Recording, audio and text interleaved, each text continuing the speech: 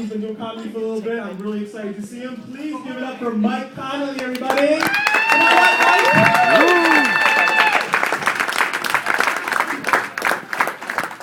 How's everybody doing tonight? Some good energy here.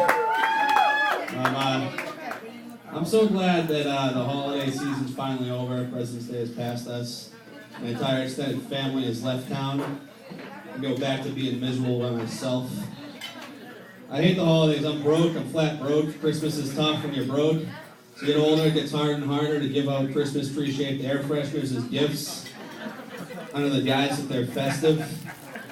I do like Halloween, though. It's my favorite time of the year. I'm a big fan. I do a lot for Halloween every year.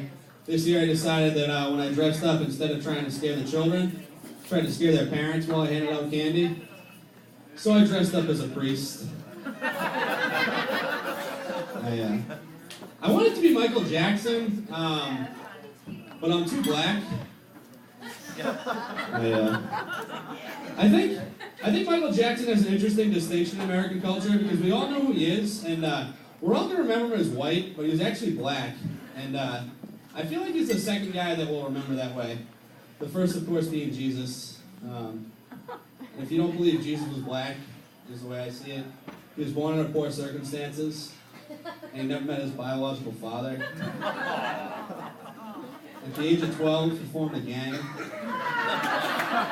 Apostles. And at the age of 30, he was executed by an all-white jury under questionable circumstances. So he was either black or from Texas, but I never saw his name that way. I told my dad that joke over breakfast the other day, and he said, "Son, I'll pray for you." And I said, "Dad, that's silly. It's 10 a.m. Jesus isn't up yet. Unless he has a quarter penis Sunday." I think I had an interesting childhood. Meals were always interesting for me because my dad was Irish Catholic. I'm Irish Catholic by heritage, but my mom was an atheist, and it made breakfast, lunch, dinner, all sorts of things like that very interesting because my dad would always say grace, and he'd say things like, "Jesus, thank you very much for this wonderful food." But my mom would always interject and say, "Because Jesus was an awesome guy, let's eat."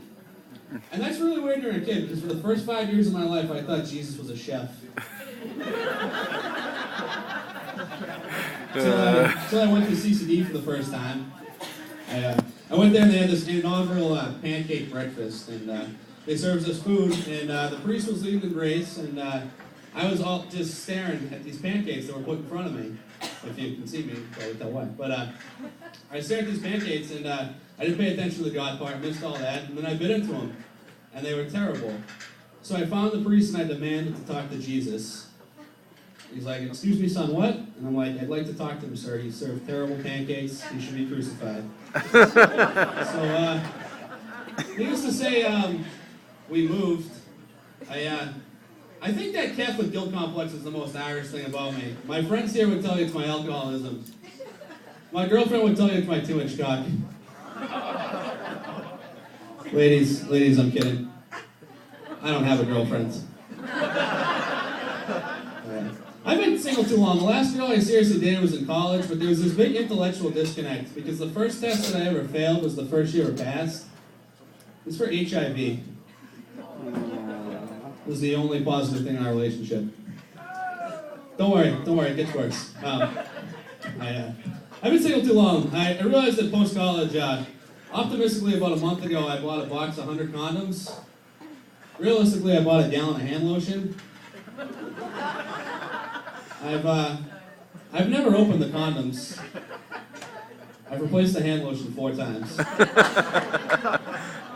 I also no longer own any tube socks that I feel comfortable wearing.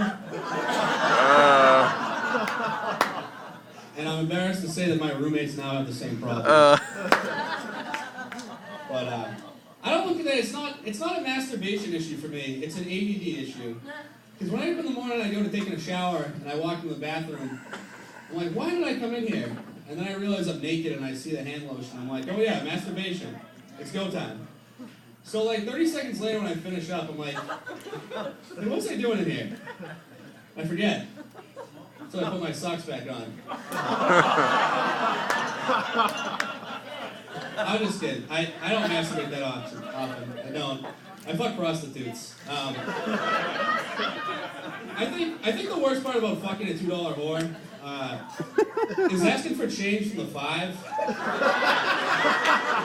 And not because I'm cheap, because that's another turn change, but it's when she pulls out $130 in ones from her back pocket.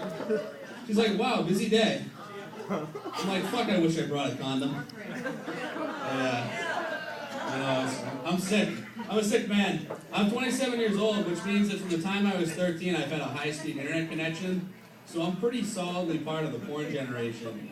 Like I assume that if I go on a date with a nice girl and things are going well, at the end of the night I'm going to have anal sex with her while I'm wearing a clown suit. And she assumes that I have a 9-inch shaved cock. So at least we both go home disappointed. I do this at night. I sell cars by day. I hate it. It's a tough job. It's a tough racket. Selling cars for me, it poses a lot of moral dilemmas. Because like I know it's bad to sell alcohol to alcoholics because it hurts them and the people around them. So by the same token, I've stopped selling cars to Asian people. So people don't always like that. They think it's racist, but it's not. I was walking through Boston the other day, and I cut down this dark alley full of black people. No problem. Didn't bother me at all. It's the only way out of that part of town is to hop into a cab driven by an Asian person. And I feel like driving with Asians is like flying with Muslims. There are just things you don't do. Actually, I'm a pretty liberal person. I can't get behind this whole Occupy Wall Street movement, though. I don't get it. I think I'm part of the 1%. I think that's probably why, because I'm part of the 1%. By Rwandan standards. Can you imagine an Occupy Wall Street protest over in Rwanda? The 99% and the 1% yelling at each other. The 1% over in Rwanda just yelling. You know, we have so much. We can afford to feed half of our family. It's just an ugly sight. Yes, I am a liberal person. Glad to hear you're engaged. I think that's great. I'm a big supporter of gay marriage because I think people have the right to choose. Plus, look at me. What the fuck would I stand in the way of the best dressed and best looking men from removing themselves from the heterosexual gay? Makes no sense. I hate politics for the most part. I don't follow it. I hate this time of the year because all the pundits are back on TV, which means that Sarah Palin's back on TV.